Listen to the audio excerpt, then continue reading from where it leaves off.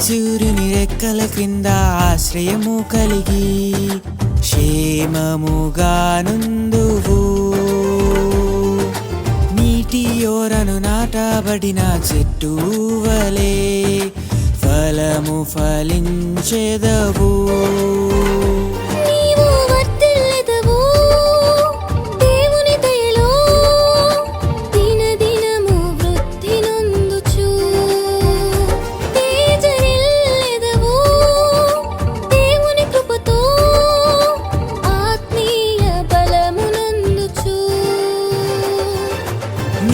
సూర్యుని రెక్కల క్రింద ఆశ్రయము కలిగి క్షేమముగా నుందువు.